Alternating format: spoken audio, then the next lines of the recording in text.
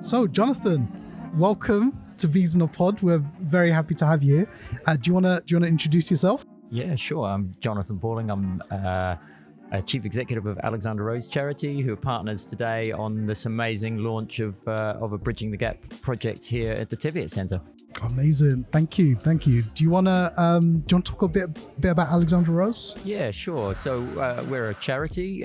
We're quite an old charity, been around a long time, but last 10 years we've been really focused on improving access to healthy food for people on low incomes. So we all know about the problems that we face here in the UK with food insecurity and diet-related ill health. You know, one of the biggest challenges that communities face is accessing healthy food. You know, making sure they get, access to, can afford it, can physically get to it, and then make sure that they give themselves and their kids a sort of healthy start to life. We've been trialing an approach whereby we create a voucher that can be redeemed for fresh fruit and veg from local markets and local greengrocers and community food projects, because we feel like one of the biggest barriers to getting a healthy diet is the cost. So if you can reduce that barrier, one, you're giving people more money, right? So the vouchers, the Rose vouchers, as we call them, they act very similar to cash. You take them to a local market trader. They're all individual £1 denominations. You can shop around at the market. You can buy the fruit and veg that you and your family like and enjoy. And that relieves some of the financial pressures that you have in your life, because putting food on the table, as we all know, is a really big challenge for lots of families in the UK at the moment. Especially after COVID and then the cost of living crisis, things have become very tough. And so this voucher allows them to buy food. It happens to be just ring fenced for fruit and veg. That money goes back into the local economy, so it goes back to local traders, who in the end are the people providing healthy food for all of our communities every day of the week, and they need our support and they need to survive and thrive.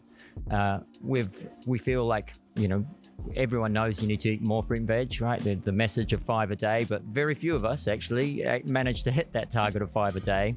But if we do, it means that our long-term health will be benefited. So especially with children, if you can get them eating fresh fruit and veg from an early age, they're more likely to continue to eat it, and as they get older and demand it and have a taste for it. And that's going to mean we're going to have less of the problems that we find that we're having with all of our health systems. So that's the kind of genesis, or that's the sort of main aim and objective of us as an organization.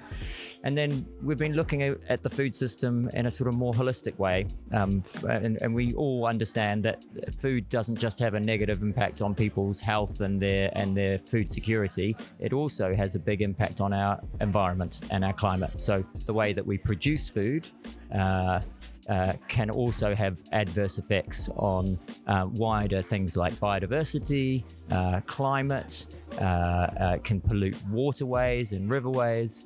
And so if we're going to tackle the climate and nature emergency that we face as a society, we have to transform the way we produce food to make sure that it's healthier and also more environmentally sustainable.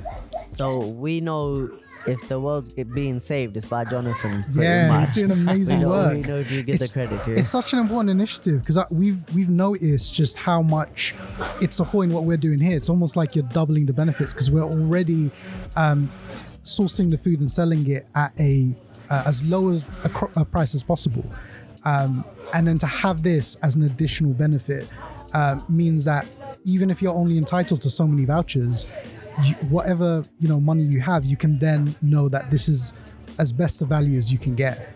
And like you said, the importance of eating fruit and veg, especially around here. So your options really to get cheap food is fried chicken, and they're dotted everywhere here, especially in Tower Hamlets. I was shocked to kind of find out other areas don't have this level of concept. We've got a road in Stepney where it's literally 4 or 5 next door to each other chicken shops, and there's not a single. I think the healthiest thing on that road is probably Subway, and even then that's questionable. When they their bread was recently classed as cake in Ireland, I think, because the amount of sugar that's in it. Yeah, no, it's amazing work that you guys are doing, and we're hearing amazing things from residents in terms of how much it's really helping them. And this organic launch is the next evolution in it to make sure that people are getting the best quality food that they can. That's it, man. In the end, we need to make sure that this food is as accessible as possible. If organic is only ever accessible to a small percentage of very wealthy people who, really enjoy the benefits to perhaps their health and the well-being of the planet and the environment, but if it's only, I think at the moment, organic food is like, 4 or 5% of the total food system. If that's all it ever is, then we'll never change the impact that agriculture is having on our environment, the negative impact it's having on our environment, and we're probably, we're not going to deal with the climate nature emergency. That type of food has got to not just be the preserve of the middle class, it has to reach people who need good food the most and needs to be accessible to as many people as possible. So this pilot with Bridging the Gap, with Sustain, with Teviot Centre, and the really great people running the food co-op here is really testing how we can get, well, first and foremost, do people in this community want it? And I think today you've seen that they do, right? There's been, dozens and dozens of people, real excitement, real demand for this type of food. And then the challenge that is that it's not normally more expensive. So we're trying to make it more affordable. So we're subsidizing the cost of it. And then we're also putting the vouchers out into the community for families who are on low incomes to make sure they can access it and enjoy it. It's so sad that health has become a class issue now.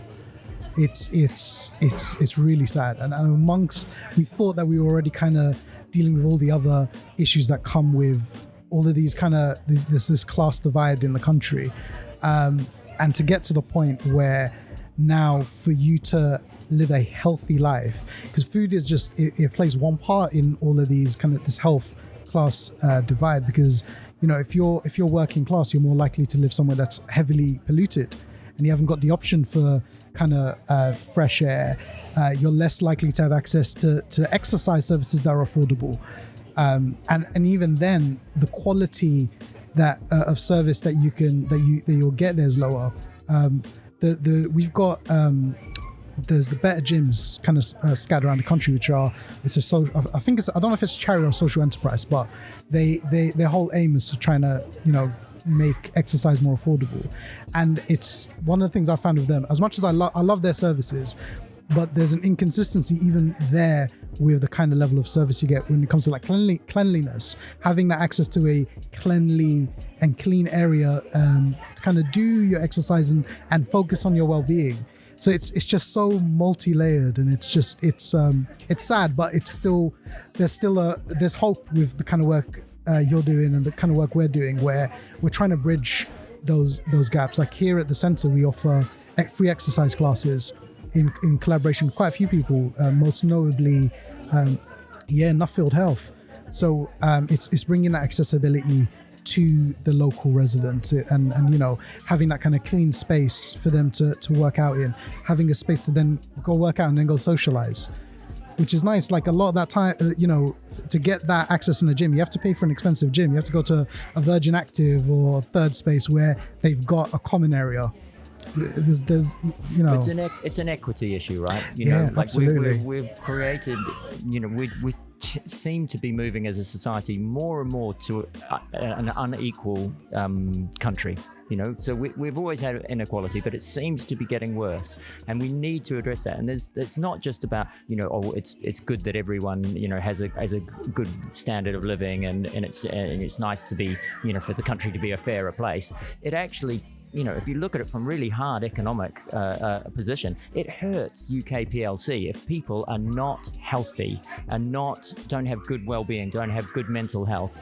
All of these things are weighing down on our economy and the ability for us to be a successful country. So, when people talk to me about, well, this is just capitalism, there's winners and losers, it's like, if you want to have a really effective capitalist society, you look after people's health and well-being, because then they can be more productive, then they can contribute more to society. And if we want to grow our economy, that's what we've got to do. So it's not just some sort of left-wing fancy that we should help the poor and we should do. It makes good economic sense. Exactly. It's it's sad that this country's kind of got a real sour taste in its mouth for like social democracy, because we need it. We need it. Capitalism inherently, it's not, you can get some good out of it, but you got to tame it. You have to tame it, and I like to think the kind of work we're doing is trying to demonstrate, look, there is a way.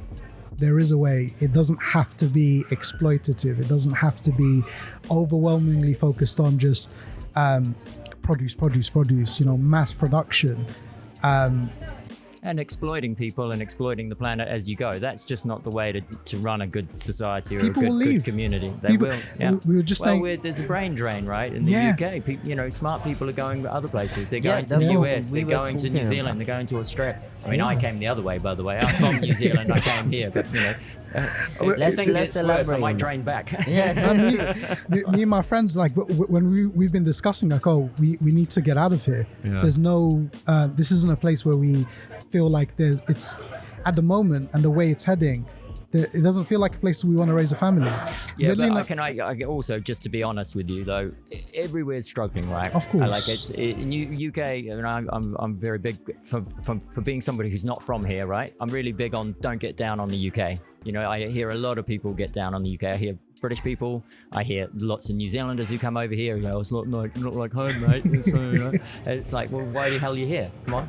True. And a lot of people don't even have that choice, and you have that choice. So respect that choice. Of course. But also, people look back at places like New Zealand through rose-tinted glasses. New Zealand has higher child poverty rate than the UK. We have one of the highest male suicide rates in the world. There are challenges everywhere, and we just got to get to grips with our own challenges, right? We've got to accept our challenges. Like, it's kind of like a personal thing. Like, you look at yourself, you go, oh, there's some good bits to me, there's some bad bits to me, and I need to work on myself and improve. It's the same as our society, right? We've got some good, we've got some bad. We just need to work on, emphasizing the positive and trying to de-emphasize the negative. Yeah, no, absolutely. But it gets difficult. Yeah, it really does. And I know, look, don't worry. I get that, because like when you work in the fields that we work in, and you see the struggles that people are facing, and you see the inequity of things, and you see things getting worse and not better, it's a downer. It is. But you know what? Events like today really kind of it's that little boost in hope that. Yeah, the solution is there. I mean, we're working on the solution actively. Well, look, this is what because I'm going to turn the podcast back on yourselves for a moment here, because working for Alexander Rose Charity, we've been partners with the Teviot Centre for about a year now, I think, and we started with registering families on the Rose Voucher project, and then partnering with you around this idea of transitioning the co-op into the organic produce. And I've just been hearing loads and loads about the great work that you guys do. So tell me a little bit about what is the Teviot Centre to you guys, and how does it help this local community? So Leaders in Community. I'm an alumni of the organization. So I joined Leaders in Community when I was 14, and I was a bit of a disillusioned, apathetic young person, as you tend to be as a teenager to an extent. But I was really, really frustrated about the school system and my school system, because I didn't feel like I had the opportunity to really explore things and learn things the way I learned through conversation, through discussion, and the school system's very much, hey, this is black and white. This is the right answer.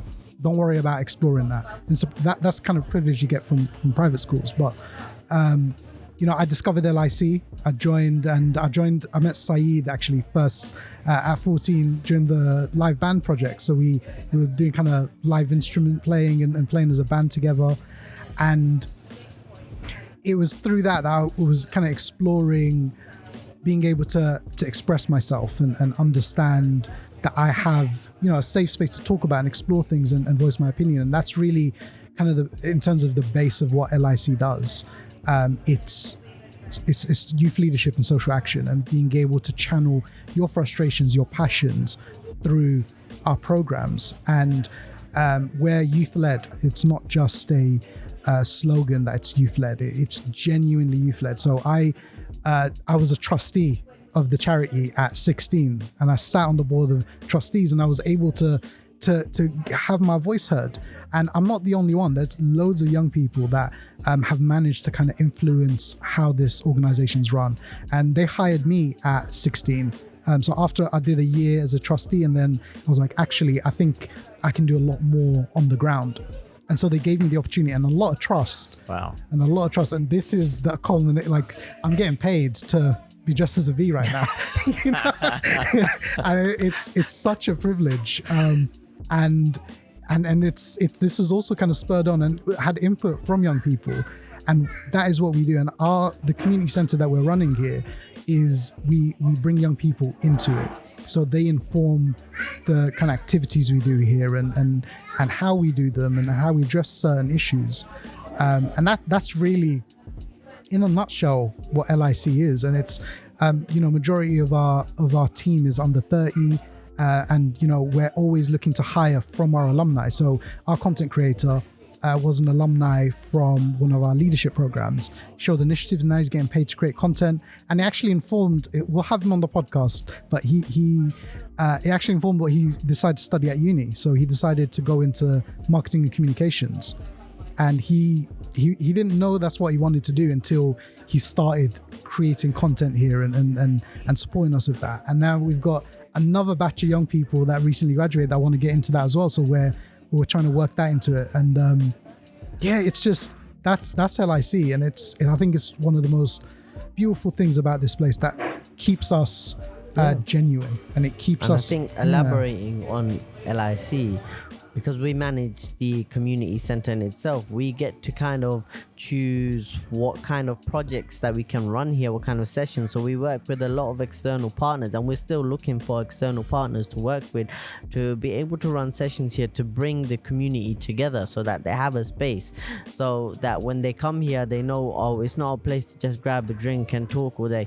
Like, you can literally get involved in all of the sessions. You can keep up to date with your health by joining the fitness sessions. You can work on your IT skills and development, since the IT era is growing. So you want to learn how to use basic skills on a computer. We had a IT workshop. We had a coding club for 12-year-olds. Our course is finished. So that's what the community side of things is. We're always looking for new projects up and coming, and we give them the space, and they run the sessions, and we help promote it.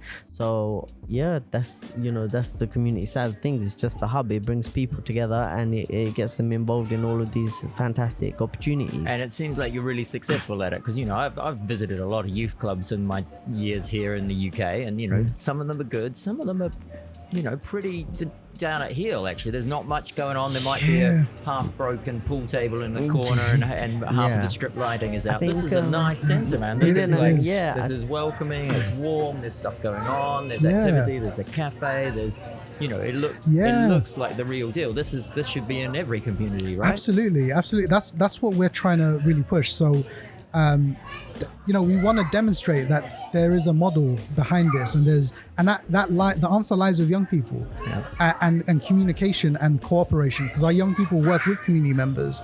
They start to understand. At every single event that we've done here, we always have minimum 10 young people volunteering. And we had a festival here in the summer called the Teviot Festival. We do it every year, and we had 25 young people volunteering. Brilliant. And they're regular volunteers, and they actually keep coming to us like, when's the next event? They come to us, when's the next thing happening? When's the next thing going on? And a lot of that magic comes with that trust in young people. And I have noticed that in other youth centers where they might have incredible facilities, but if your staff don't have that empathy, that care, that passion to listen and give them ownership, and also understand, like, cool, there should be a journey. It's great getting young people who might be at risk of crime off the streets. That's the first step. So you provide them with that environment where they can do things, right? They're occupied, but then you can't stop there, because eventually they're going to get bored, and eventually they will leave. And so you have to have that sustained holistic approach. And so there's got to be a next step. And for us, our next step is the leadership programs and the social action programs, they care about something. You know what I mean? You're a teenager. Everybody cares about something, exactly. right? You just got to find what it is. Where's the golden bit of where's the nugget? Exactly. That this person will drive this person and get them engaged. You pull at that string. And we've seen like incredible success of our young people really turning themselves around and turning their lives around and getting themselves out of a situation where their life could have gone a completely different direction. And I think we need more of that, and we really want to demonstrate this is how it's done. Like, come talk to us. We're not hiding other anything. People can learn from you guys. One of my favorite bands in the UK at the moment is like a jazz collective called Ezra Collective. Don't know if you've heard of them. No, I'll have to check them out. They won the Mercury Prize this year for music, and fantastic, like modern British jazz, right? Really cool, funky, really great bunch of young guys. But I saw them live at the Hammersmith Apollo, and then when they did the Mercury Prize, they said the same thing. It was their youth club and the youth music program that they had at the youth club, which got them, like they all met there. That's where the band started, and they grew up together. And without the youth club, they said the Ezra Collective never would have happened. There was no way it would have happened. So this is the sort of infrastructure that communities need, and we need more of it. And all power to you. The success of this and the success of our partnership on Bridging the Gap, I really hope it continues to work, that we continue to get big crowds in like we have today, lots of people eating fruit and veg, but then also for things just to keep going the way they're going for you guys, that you can do more and more for your community. You can make this space, the dream space that everyone wants to come to. And then that you can go out and tell other people how it's done as well, so that we can get this sort of thing replicated in other areas. I really hope so. I really, really hope so. That'd be great. All right, we'll kind of wrap it up there, but do you have any parting words? Anything you want to promote? No, man, but I just think you both look fabulous in bee costumes. They really suit you. I think I wouldn't make it just for today's sort of activity. I think people will really gravitate towards you if you walk around the community. It'll draw people in. So. And bees, man. How there's nothing cooler. To be fair. And they're vital. They're vital. Yeah. We actually have a beehive that we run. So you just missed our honey harvest. So we harvested some honey, and it's local. We had to. They usually live in our garden, but it's been a rough year for the bees because of the weather. And their queen died, and we had to move the hive to the other hive we have just down the road, so that the hives take care of each other. We're currently looking for homes right now. Homeless bees. Our queen died. But it's local honey, and that's why we decided to go with the bee theme. I love it. Thank you so much. I really appreciate your time. Guys. Thank you. Thank you. Appreciate it.